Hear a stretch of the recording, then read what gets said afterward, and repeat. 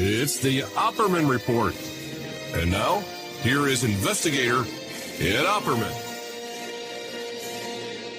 Okay, welcome to the Opperman Report. I'm your host, Private Investigator Ed Opperman.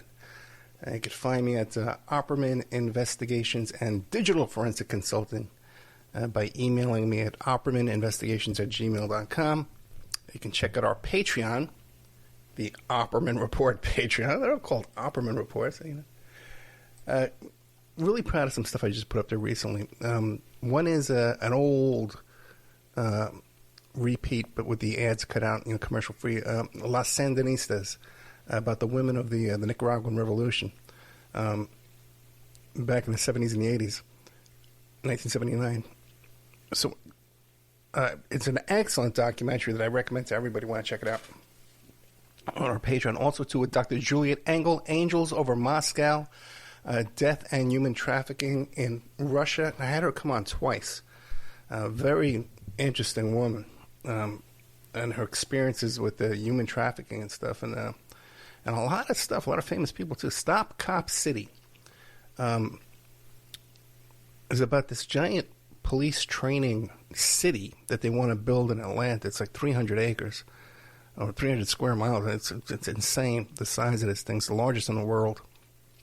Training facility for police officers. They'll be training cops from Israel and stuff will be coming down and get training. And they're building a simulated city so that these cops can practice martial law, and practice taking over a city, going door to door, kicking down doors, So keep an eye out for that one. Brother, what are we getting into, man? Then I got Janice McAfee, the wife, the widow of John McAfee. That's in our members section. It's a really good interview. I got some stuff out of her that I know no one else has before. There's a lot of exclusive content in that interview, and it's going to stay in members for a while until we build up some more memberships, and before it gets put out for free. Okay, then Eric Carlson, justice for his brother Frank. That was an interesting story there too as well. And that's pretty much it for the news stuff. David Wheeler, American Muckrakers, talking about George Santos mostly, but a lot of stuff about Bober too as well. We're trying to help him raise some money. Frank Phelps, a catalog of disinformation, not exactly the CIA. That's there. That got a lot of good compliments too. Amelia Ohm, Miss America Perverts. She was in the Miss America pageant, and there was all kind of sex trafficking going on there. So all kinds of good stuff there in the members Patreon. If you like our show, though, you can check it out for free. The archives are all free at Spreaker.com. I do a live show Friday nights. And this show here is one of my live shows that I do on Friday nights. So if you listen to one of the AM/FM stations, you never heard this before. Oh, this guy's usually interviewing somebody. Why is he just there talking into the mic? What happened? Did his guest bail on him at the last minute? No, that's not what happens. Every Friday night, 8 p.m., I do a live show. It's available at Spreaker.com, Spreaker.com. You can sign up for free. There's a chat room. You get an email notification when I put up new content. I also play repeats every single night at Spreaker.com. So, and that's where you get this live show if you want to hear it live. If you're hearing it on a tape delay, but you want to hear it live, tune in Friday night, 8 p.m. Eastern Time. That's the best way to get a hold of this particular content. Interviewed Trevor Aronson, third time. He's an Intercept reporter. He's got a podcast now called The Alphabet Boys. And he does a lot of work exposing FBI instigation and infiltration of these militia groups and stuff like that. Also, too, with the Black Lives Matter, the George Floyd movement they infiltrated. So we've had him on several times before talking about some big cases like, World Trade Center. And then later on, is Bundy Ranch, and how almost entirely Bundy Ranch was run by undercover feds and ATF and all kinds of different kind of agents. So he's back to tell us more stuff. Never a dull moment. We talked a lot about that Whitmer case in, where is that, Michigan? Where supposedly they were going to kidnap the governor and they foiled the plot. The heroes foiled the plot. And the next day, she's on a news tour. She's doing a tour, a scheduled tour. It takes time to schedule those kind of things, all those appearances at all these different stations. You can't just snap your fingers and do that. And if the FBI just uncovered a plot to kidnap you the night before, and they said, don't worry, we caught everybody, wouldn't you still think, hey, there might be a couple of guys out there still looking to kidnap me? Maybe I should buy some dogs, check my fences around my properties, before I go on this TV appearance tour. I don't know. That's just me. So we talk about that with Trevor Aronson. And check out his new podcast, The Alphabet Boys. Let's see. David Wheeler, we talked about that. Frank Phelps, we talked about that. Tonight after this, I'm going to be playing a couple of things tonight. I'm going to be playing David Wheeler, American Muckrakers, about the George Santos and Lauren Boebert. We get into a little bit of Maddie Cawthorn. Madison Cawthorn, as his friends call him. Then I have a part 2 of that DEA agent, the guy Pierre Pete Charat, whose book is called it's called One Hell of a Ride, Part 2, From the French Connection to Operation Southern Comfort. And this time we talk about Operation Southern Comfort. First time we talked about his involvement with the French Connection. And by the way, he confirmed my suspects that I've always suspected were involved in that French Connection heroin robbery from the evidence locker in New York City back in the late 70s, I guess that was. And it was 2 guys in Staten Island, 2 cops in Staten Island were involved in that. So we'll be talking about that with our friend there, Frenchie, Pierre Frenchie. So let's see. That's about it for everything coming up. I think we're pretty much on top of everything. I tried to interview with A.J. Weberman about Larry Ray, the Sarah Lawrence dad, who was best friends with Bernie Kerik, the police commissioner, on the day of 9/11. This methamphetamine addict who's pimping out his daughter's friends was best friends with the police commissioner in New York City. And they talked back. Everyone knew this guy was pimping out his girlfriends at the time. So, and clearly the guy's been on amphetamines his whole life. All kind of intelligence backgrounds, all kind of weird stuff. So anyway, AJ became associated with this fellow, A.J. Weberman, who wrote the book Coup d'etat in America. I've known him since I was 17 years old, or maybe even 16 years old, back in New York City.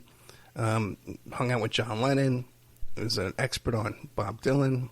Invented garbology, which is stealing people's garbage to spy on them. Tried and true investigative technique over the years. Was the head of the Jewish Defense Organization. Testified in the Portuguese Parliament about an assassination he believed was connected to Frank Sturgis, the Watergate burglar. Oh, boy. Anyway, so AJ knows them all. He had lawsuits with the Watergate burglars. He discovered the 3 tramps. Anyway, so AJ knew Larry Ray. Larry Ray was a source for his book, A Pedo Thug, about Rudy Giuliani. And it was so intense. And I told you this a couple of weeks ago when I was talking about my experience with my conversation with Larry Ray. I found out from AJ. And by the way, AJ's been too sick to tape. That's the problem there. I found out that AJ, that the U.S. Marshals, when they declared Larry Ray, a fugitive, based on a dropped charge of domestic violence while he was on supervised release, they raided AJ's house looking for Larry Ray because they lived right around the corner from each other.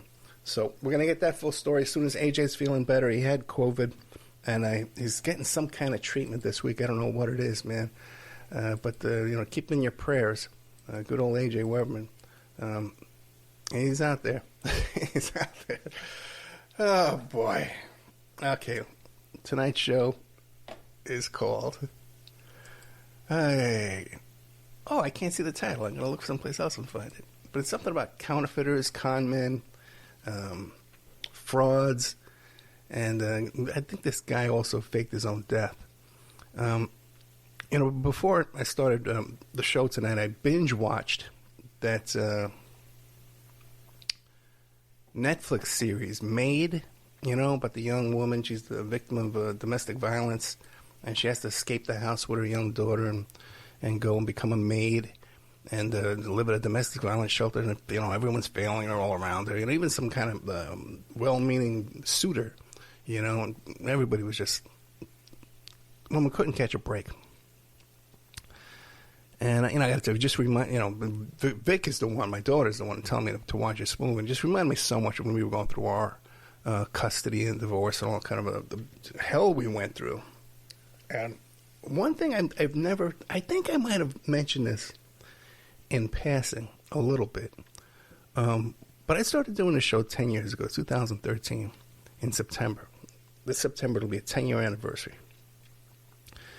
And when we started doing the Friday night show, and I started doing this Friday night live portion, we used to call it the after show. I would do I would do a live 2-hour interview, and then the callers and the guests and me and the producer and some other people would do this live after show, just chatting about the show and different topics. People would call in with questions, and we would do that. But what you didn't know, okay, is that at the time I was so broke. I was so poor. Everything was taken away from me. All my clothes was taken away from me. My computer, my Rolodex. I had nothing to run my business. The courts were just totally corrupt and biased. And what I would do is, we lived next door to a storage unit, one of those big storage complexes, and there was a bulletin board in there, and different guys who were movers would say, hey, if you want moving service, 2 guys with a van will get hire us for movers. And I would put a thing up there, I said, $10 an hour, I'll move your boxes for you. You got labor, no truck, no hand truck, no nothing, but I'll come and pick up your boxes and your stuff, I'll move it for you if you need muscle to move your stuff. And I became friendly with the guy that ran the thing. So he would recommend me to people. Says, oh, this guy, he's got a little daughter, you need to take care of her. And so I would get these jobs. But so after I would do the show Friday nights, I would have to go in the middle of the night, 11 o'clock at night, over there and move these boxes. And sometimes it was like for 6 hours, 8 hours, man, for not much money. And one of the main customers was right across the street. There was this store that sold supplies to make your own beer at home, like a beer brewery at home, supply store. And, I lived in that neighborhood. I used to eat at the Roberto's taco place right next door. And I never saw a lot of customers going in and out of this place. So I don't know what it was, but they had a lot of shipments. Okay. They would have these shipments come of boxes and, the big sacks of, barley, hops, all this stuff, big buckets of containers and things that I would have to move in and out. It just seemed to me, it just struck me that there might have been a little bit more going on with these guys. And just think the risks I took, because with my background and my reputation, they would have said I was in charge of this whole operation if they were up to something nefarious. Who knows if they were or not. But the other thing that would break my heart, having to go after the show, after a successful show, interviewing big important people, people in history. A.J. Opperman is one of them, but the Frank Sturgis's nephew, who tells us, all these people, E. Howard Hunt's son, all these people from history that I was able to interview, especially early on. A lot of, people no one had done an interview before. Doug Caddy had never done an interview before. A lawyer for the Watergate burglars. So all these folks, and then I would have to go and then do manual labor in the middle of the night in that hot Vegas heat, man, coming home sometimes sweaty and filthy and dirty, and then have to wake up and, cook my daughter breakfast, all that kind of stuff too. So, just, full time.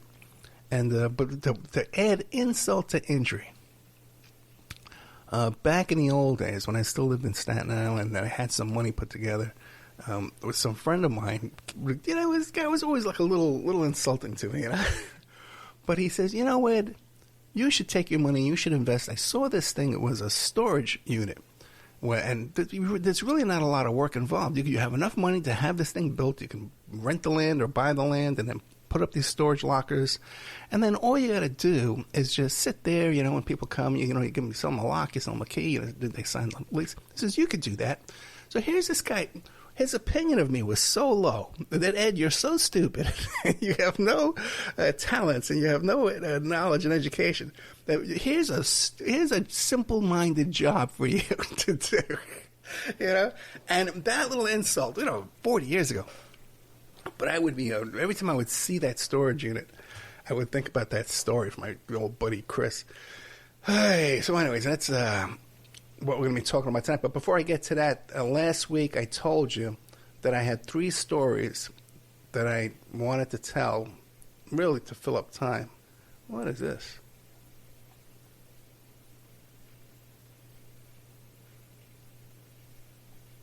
Okay. And 3 stories to tell. And these are from my old buddy Bob, who was the best man at my wedding, NYPD Harbor Aviation. And this is the part about the imposters, okay? And he told me, it was Harbor Aviation, which were the scuba cops. They jump out of helicopters and they save people, and or they recover debris from the bottom of the Hudson River. He was the last guy on that plane when Sully landed the plane in the harbor. And Sully said, "I'm the last guy to get off the plane." He wasn't the last guy. I know the last guy, the real last guy. Okay? Who didn't get a movie, didn't get a book, but was the actual last guy. And I said to him, I said, "How would you let Sully be the last guy?" He said, "We didn't let him be the last guy. I gotta check that plane." He says, "I'm responsible for that plane." So anyway, he was responsible, one of the cops, involving picking up the debris from TWA Flight 800. And he tells me this story, and I goes, it was so weird, because one day this guy shows up in this army uniform, like a general's uniform, and he starts ordering people around, and he says, "Hey, we have to, you can't keep landing your helicopters here. We need to build a helipad. Okay, so we need to get some asphalt, we're going to get a bulldozer." So I guess he just went to companies and said, "I'm with the military, we're requisitioning this, and here's a purchase order, bill us later." And they actually did bill. See, none of that's in the stories. You can Google imposter TWA 800. And this guy was a serial imposter that when they caught him down there at TWA 800 with this bizarre helipad, they never mentioned the helipad part, by the way. That's exclusive to the Opperman report. You're hearing that inside information here tonight. But the guy was employed as a doctor at the time, and he wasn't even a real doctor. So he was a double impersonator. So my friend Bob told me that story. And then the other one he told me was at 9/11, when they were there on 9/11 clearing up debris. And his whole story on 9/11, see, because on the first World Trade Center bombing, NYPD Harbor Aviation, they're the guys who went to the roof and picked people off the roof one by one from the helicopter with the rope, with that carriage, that crib thing at the bottom, with a cage, I guess you call it. They would put them in that cage and then, lift them off one by one, okay? And that's what he did all day long. So the second time, the Second World, they couldn't even get to the roof. There was too much smoke, And people say, "Oh, they couldn't go to the roof because the doors were locked." It didn't matter if they're locked. They can get to a locked door. They got tools. But it was way too much smoke. They couldn't get close to land on the roof or drop guys on the roof. But so, at one part of his day, he was digging up debris, trying to dig people up from under this debris. And a woman shows up in scrubs, in nurse's scrubs, with a cell phone, and she climbs to a pile of debris and says, "My husband is under this pile. I'm talking to him right now. He's under this pile." Everybody comes running over to find, throwing rocks, And finally, after like an hour of this, or whatever, 45 minutes of this, someone says, "Hey, how do you know this is the pile? Like, how does he, if he's buried under a pile, how would he know which pile he's under? Maybe it's the one next to us. Can we talk to him?" And, they get on the phone. There's no one on the other end of the phone. The woman was just crazy. She was an imposter. I don't think she was even a nurse. I'm telling you this because I wanted to tell these stories last week or the week before, and then I just got so many damn emails saying, "Hey, Ed, can you share these stories?" So I'm trying to get them out to you quick. The third one was also from 9/11, okay? And this, I've heard this from my friend that was there, okay? But also, I've heard the story from other people, too, who heard the story, okay? It's so outrageous. And at one point in the 9/11 recovery rescue operation there, they needed gloves, they needed goggles, they needed face masks, they needed shovels, they needed pickaxes, they needed tools and equipment, okay? So they says, okay, let's just go down to the Home Depot, and we'll go down there, and we'll just take whatever we need. So they get down to the Home Depot, and it's locked. So it's closed for the day because, emergency in New York City, everything was closed. So they go and they break into Home Depot. First they try to call around and get keys. No, not enough time. Let's just break down the doors. We'll get in there. We'll worry about it later. So when they get there, one of the firemen, because it was a ragtag bunch of guys in the back of this truck, some firemen, some EMS, some cops, just regular volunteers, And so when they get there, the fireman, one of the firemen gets off the truck, and he sees his wife. His wife pulled up in his van, and he runs over to the wife. The wife runs over there, and they're hugging each other. And everyone else is saying, oh, my, look at what a touching moment. Look at this. This wife came out to see her husband in the middle of this tragedy. This hero. The hero wife as a hero husband. And they're in there, and they get their shells and stuff like that. And then they see this fireman and his wife stealing French doors from Home Depot. And these are like $6,000 French doors they were stealing from Home Depot. I guess he had a little home construction business or whatever. He was working on a project at home. And this is a good opportunity just to steal some French doors. True story. True story. And, even if I didn't believe it from my friend, I've heard it from other people. Okay. So there's that. But now I'm going to tell you a good story here. Okay? And this one is about, again, con men. Okay? And what a small world it is, too. And I think the guy faked his death. Still working on it. So, these guys, an ex-girlfriend of mine, her daughter wanted to come work for me. And she was a smart kid, so I says, okay, let's talk. Let's have an interview. And she had a boyfriend, and she had a kid with this boyfriend. I guess he was about almost 28, 29. He was about 4 or 5 years older than her. And I known this girl since she was a kid. So a little kid, like 5 years old. So I wanted to help her out and give her some work. And plus, I always need help. And I need local help. I need live-in help. I need help right here helping me out. Right? Because it's just the long-distance stuff just never works out. And so, we were talking about, mostly the email revealer and the website and stuff back in those days. Mostly PI work. I did have the radio show back then. Or maybe during this whole progression of this story I did. So she tells me, and her mother's telling me that about their baby daddy there, okay, is from Iran. And his father's from Iran. And they have this other friend named Mike.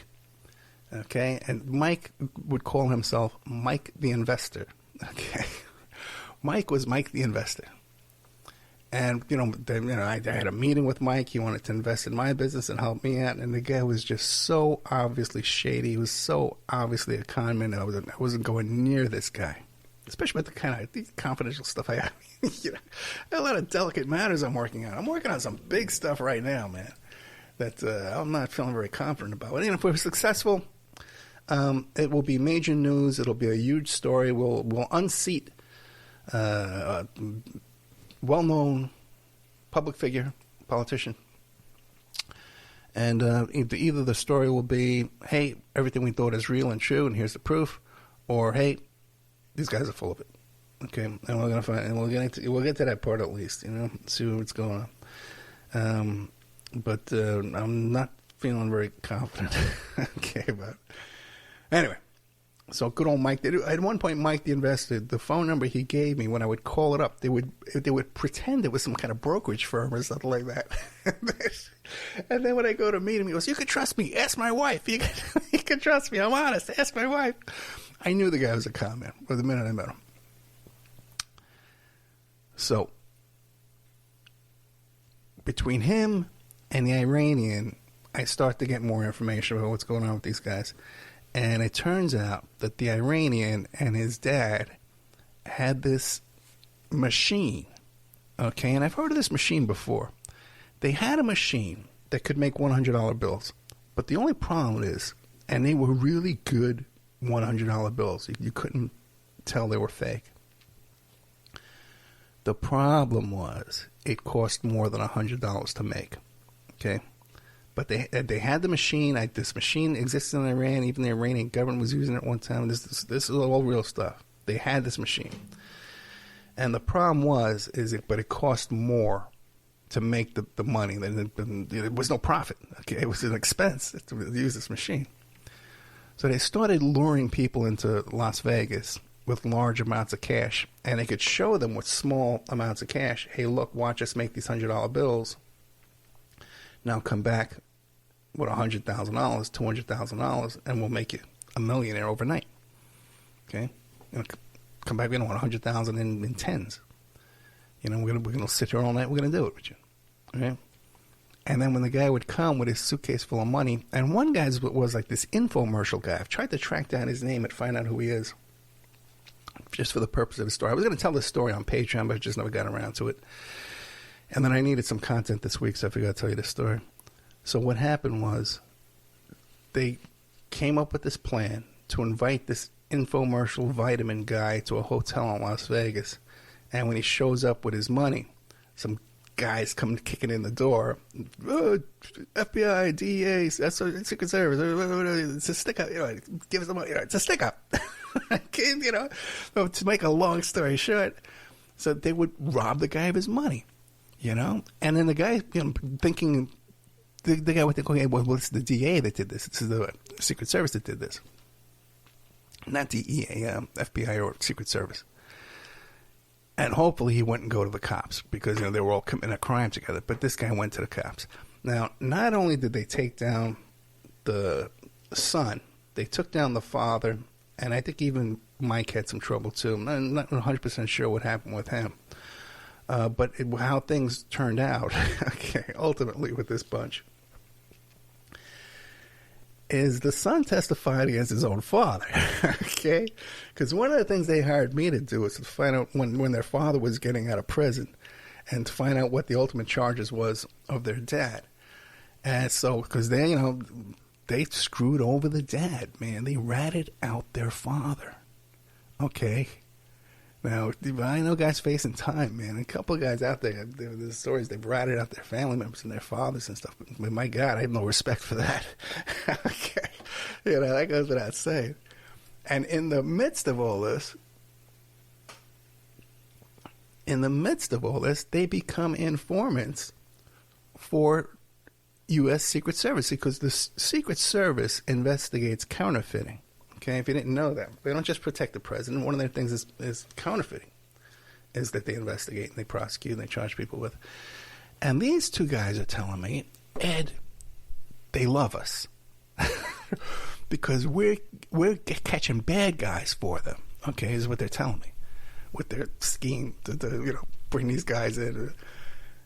And ultimately, I needed to. They had sources at the Secret Service.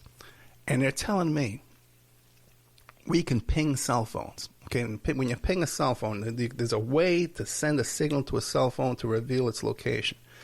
Now, there's been some pinging services over the years, and then if you have a good source within the telephone company, you can ping a phone number, but it's not cheap. And so what comes up? I'm sitting there one day, and I'm sitting at home, and I get a phone call. Ed, Mikhail Salahi has been abducted, and we need you to find her. Okay? Now, Mikhail Salahi was the Washington, and her husband, Tariq Salahi, were the D.C. couple that crashed the Congressional Black Caucus Party, basically because they had a film crew with them from the Housewives of Washington, D.C., Anyway, my agent was their agent. My agent that I had for the Tiger Woods case was their agent. And they had just been through their congressional hearings where they took the fifth. That was the first congressional hearing I was ever involved in, by the way, where they took the fifth on that matter. Okay. And now I'm getting this call. Michaela has been kidnapped. Okay. She's been abducted. She's been abducted, and we need to find her. And I says, okay, I got someone who could ping the phone. but it costs a lot of money. Let me call him up and get a price on this. So I call him up, and I said, listen, we got to ping this phone. And I said, the Real Housewives, DC, blah, blah. And he goes, well, if we ping this phone, dude, these are serious guys. This is, Secret Service. Okay. And I said, I don't care. I have nothing to do with that. I said, I'm paying you. You go ping the phone. Come back and give me the address, man. I'll go find it. I'll be a hero to everyone. In the meantime, they had started making more. It was on TMZ that this woman was potentially abducted. Okay. So now I get a phone call. Ed, don't do anything. Don't do anything. We have the FBI's working on this. The local police are working on this. We have enough people working on this. We don't want you. And I said, well, no, I'm still working on it. I got a couple of things I can do. And she goes, okay. So the next thing I know, I get a phone call from the FBI.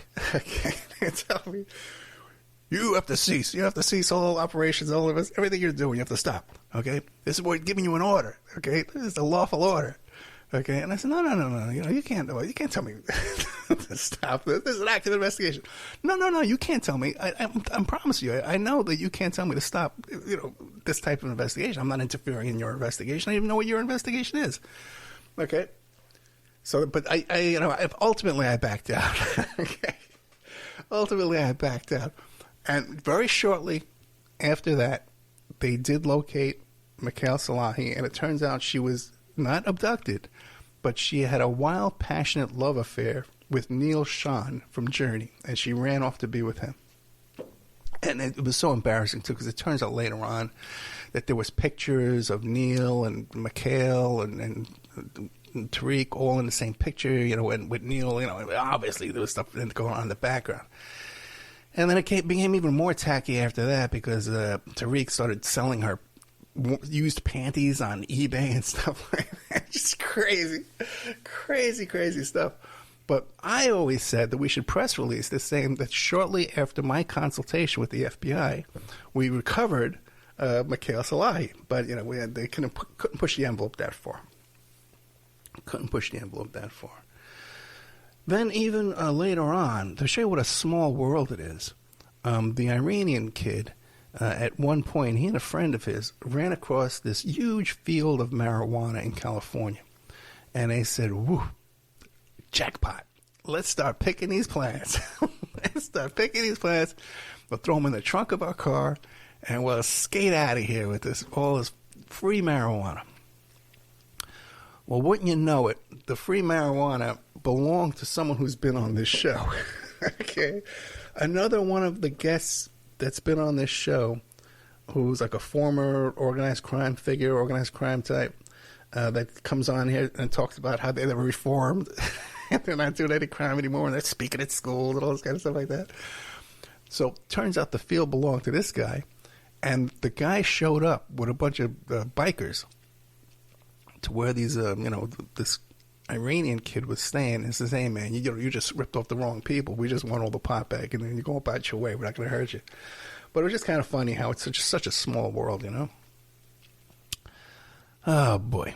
So here we got these guys, and then another time, he tells me he's going to be coming into all this money. How can I help him, shelter the money, creating,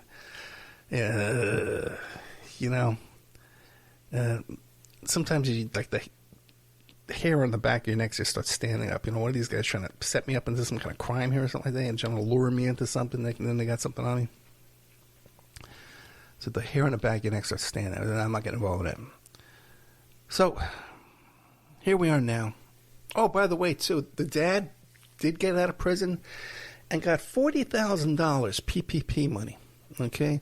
This family of con artists, counterfeiters, and just informants, get a $40,000 PPP loan. I wouldn't think he had a business. They stole some money, too, from a grandkid, too. That there was a trust fund for a grandkid involved in all this, and they stole that as well, too. So I got a phone call. Ed, you're not going to believe this.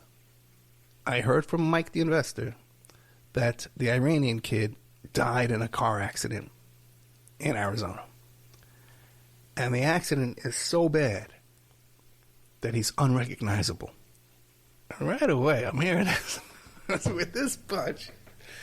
And I was saying, wait, have you heard this anywhere else, like from the Highway Patrol? Any articles? Can you show me anything from this? The only thing we could really get, okay, was from the mother sending messages to my friend and my friend's daughter, saying that it was a fiery car crash, and the bodies are unrecognizable. So right away, I'm starting to think this is some kind of insurance job, They somehow got their hands on a dead body and said, well, let's we'll fake our death, we'll get insurance. Something. I still believe there's something fishy in all this. We have confirmed through news articles that it says the guy's dead. They use his name, The mother says she saw the remains, but couldn't recognize it because the face was so burnt. But when you look up in different databases, it doesn't say deceased. There is a delay with that, but it's been quite some time, and I still haven't seen that yet. I could, spend some time and work on this, and get a death certificate, that kind of stuff. But I haven't. But that's just the story of, it goes to show you, people within arm's length are involved in some real serious, crazy stuff, man. And see, I guess the difference between you and me is people like that come to me and confide in me, and they tell me what they're doing. But you're probably living right next door to them too. They just don't tell you, It's just a crazy, crazy, crazy story. And still looking into it. Still not finished with that one there. So I had this really weird email here. What the hell this is? I had some of the craziest people contact me you've ever seen in your life. Hey, I just, by the way, with this Murdoch murder trial, right? You're watching this on TV. I got some information coming to me that's really thoroughly researched. We're going to be doing an interview on this. I haven't had time to follow up yet, but we probably will while this stuff is still hot in the news. That this guy was involved in some shady financial transactions and that aren't being reported and aren't being, and because there's judges involved. There's bribery and stuff. So that's it's very well researched, and one of the guests has been on before, and another one's did all this work. So we'll probably have one or both of them on the show, and then we'll check that out. Oh boy, I tell you, there's just so much going on that I would just love to be able to talk to you about. But it's just become so difficult, with the whole. It's not easy being in my life to begin with, It's just not easy being in my life and the things I'm involved in. And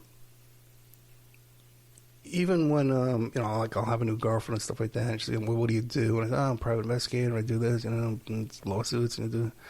And, but they don't realize when they first meet me that this is a 24-hour lifestyle that I live. It's not just I wake up and go to work and come home. It's a 24-hour lifestyle all day long. And it's easy to right away get overwhelmed. And it's even easier. And then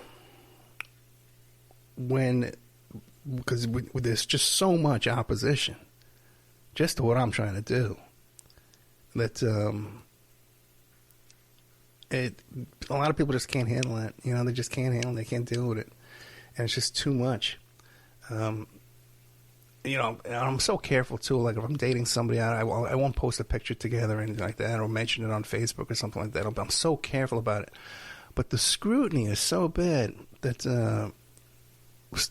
someone just saw this woman liking a comment I made, and then tracked down her page, and she had pictures of us on her page. My name's not on there at all, But anyway, they tracked her down, These sick, obsessed people. And I can understand, I've been doing this Friday night show. It's very intimate. I've been doing it for 10 years. People get to know me and my personal life and stuff. And, maybe, you have difference of opinions on politics or whatever that is, or you just don't like me. And all that's fine. if I met you, I probably wouldn't like you either. We wouldn't like each other. But one of us has this urge to now stalk me and lie about me and do all this kind of crazy stuff. That wouldn't even cross my mind. And I have resources to do that kind of stuff. You know? Like the few of the people I've identified and all this, I got real resources to come after you. And it's just so difficult to be dealing with all this kind of stuff. And then, even worse, is these people I deal with in real life that are just being run over by the system. They're just being run over, man. They got court dates. They don't know when their court date is. They don't know what their case number is. They can't look anything up. This one guy came to me when I first moved to Florida, and he wanted to be like an apprentice. He wanted me to mentor him in PI type work, right? And I says, okay, fine. Anytime someone's come to me and said, hey, I want to be mentored, these are always people that have all the answers. Okay, they've got all the answers already. They have all the solutions already, and they don't want to take any advice. They don't want to take anything, right? And here's this guy. He's being evicted. So, Ed, I gotta move. I gotta move right away. You know, because my landlord, either I have to renew the lease, or I have to move out. I got to make this decision right now. And I says, well, no, they got to give you a notice. You know, do you have a year's lease? He goes, yeah, I got a year's lease, but it's up. You don't understand. It's up on the 1st. And I says, no. I understand that the lease is up on the 1st, but the landlord has to give you 60 days notice of their intent not to renew the lease. That's in Florida law, right? Oh, and I don't want to. I can't make trouble for the landlord because then it'll ruin my credit. I'll never be able to rent again. So people, especially in Florida, people down here are terrified of standing up for their own rights, and the rights that are afforded to them. They're not even, going over the line and pushing your luck. You know, they're just afraid of all authority down here. But then at the same time, they're so quick. Like if you're talking online on one of these forums, these local forums, you know what I mean? Oh, my bike was stolen. Oh, they better not run it to somebody who believes in the Second Amendment. Like, you're going to shoot somebody over a bike. You're going to shoot your neighbor's kid over a bike. But you're too scared.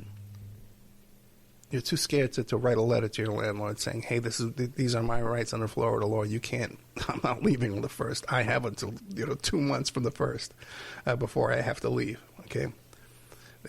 Just terrified.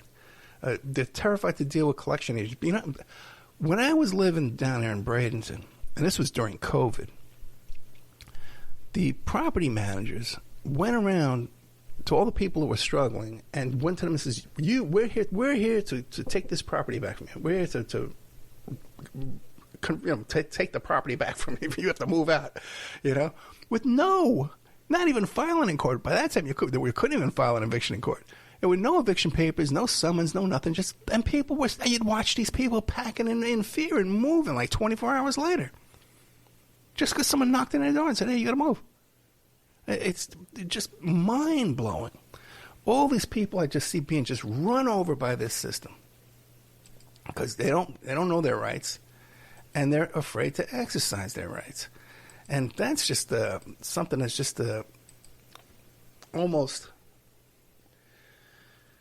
beyond cure, Like unless we as a country can get our act together and realize that we have some self-worth and some self-respect, and to stand up to these people they're the lawbreakers. But people kind of think if you're arguing with your landlord or you're arguing with a collection agency, that somehow you're in the wrong, you're doing something wrong.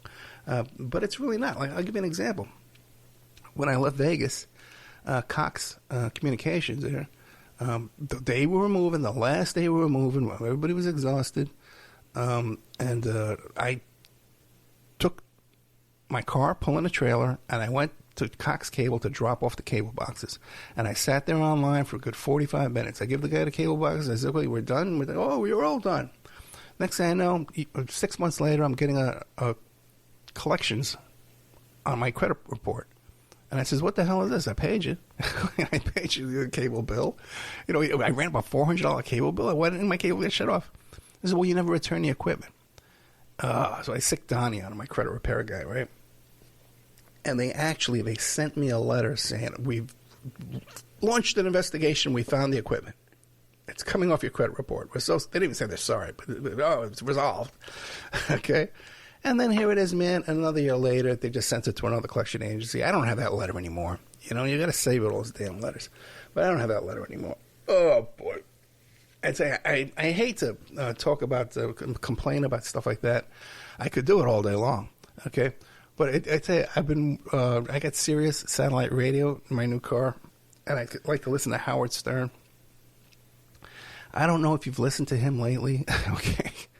I don't know if you've listened to him lately, but it's pretty bad, you know? I can't stop listening, you know? But since COVID, he doesn't leave his house anymore. He doesn't go out anymore at all. I don't think he's been out like in a long, long time. His daughter's wedding is coming up, and he's having everybody tested for COVID before they can, you know, show up at the wedding. You know, who knows? It'll be like in a plastic bag or whatever. So he has nothing going on in his life. So, and he just sits there. Like today, he was doing like a 30-minute impersonation of his mother, because a pipe broke in his mother's apartment, and you know she's old and frail, and that's like his whole life. It's like, you know, buying pajamas. He does like an hour buying pajamas for my mother, you know, fixing the pipe burst for my mother. It's just the saddest thing, man. This guy with nothing to talk about anymore. And I know my detractors will say, well, hey, you're just doing the same thing. You have nothing to talk about either. I got some huge to talk about. I love to talk to you about it. There's so many things I'd love to talk to you about, first of all, but I don't want to encourage stalkers and more crazy people in my life.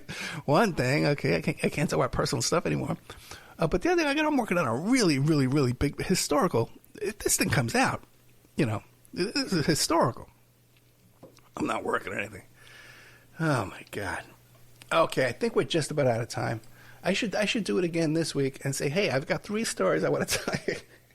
It's actually, yeah. Oh, you know, that's so true. You know, one of the guys in the chat room is saying that it's not right that a person's shelter is treated as an investment for profit.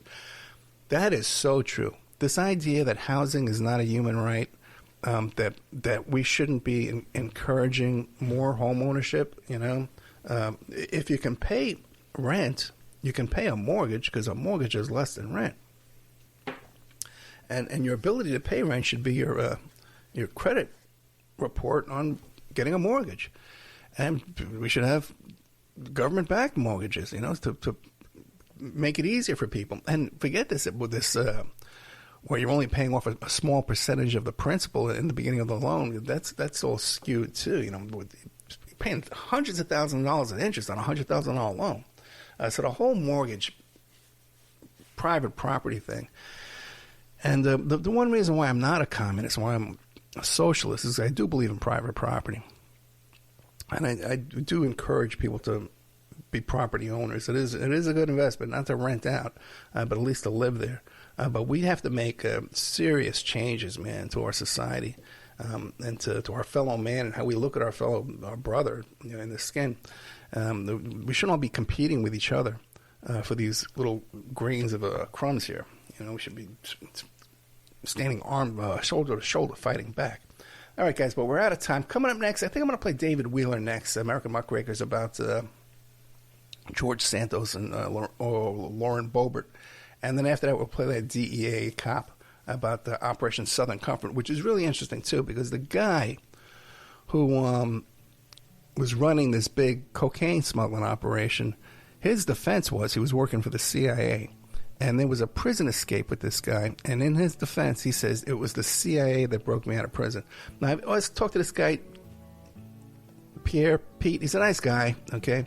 But every time I bring up the CIA, he says, oh, no, that can't happen. It's impossible. Okay, give me a break. Anyway, we're out of time. Thank you so much, and I'll talk to you next week.